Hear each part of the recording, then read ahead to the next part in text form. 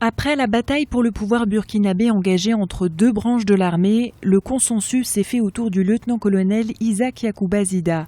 Suite à la démission du président Blaise Compaoré, plusieurs heures de bras de fer ont opposé le chef d'état-major Nabéré Honoré Traoré et le lieutenant-colonel Isaac Zida. Au final, c'est lui que l'armée a désigné ce samedi pour conduire la transition. Aujourd'hui, 1er novembre 2014, 54e anniversaire des forces armées nationales. La haute hiérarchie militaire, après concertation à l'état-major général des armées, informe l'opinion nationale et internationale que le lieutenant-colonel Zida Isaac a été retenu à l'unanimité pour conduire la période de transition ouverte après le départ du pouvoir du président Blaise Compaoré.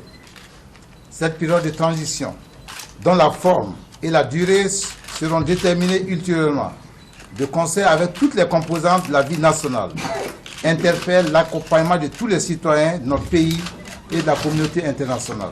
Isaac Yacouba Zida était jusqu'ici le numéro 2 du régiment de la garde présidentielle, la force la mieux équipée du pays. L'homme avait pris la parole sur une chaîne de télévision privée dans la nuit de vendredi à samedi. Il déclarait assumer les responsabilités de chef de la transition et de chef de l'État.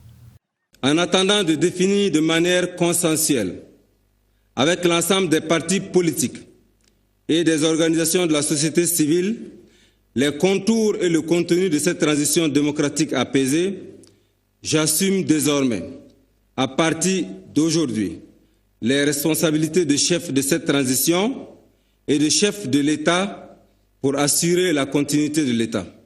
Quant au président démissionnaire Blaise Compaoré, la présidence ivoirienne a confirmé ce samedi sa présence ainsi que celle de sa famille à Yamoussoukro, la capitale politique de Côte d'Ivoire. Le président de la République informe le peuple ivoirien, les populations vivant en Côte d'Ivoire ainsi que la communauté internationale que le président Blaise Compaoré, sa famille et ses proches ont été accueillis en Côte d'Ivoire.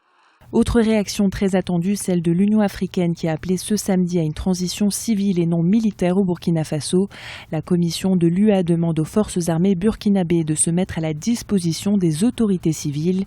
Les regards se tournent désormais vers la coalition de l'opposition politique. Sa position devrait être déterminante pour le futur politique du Burkina Faso.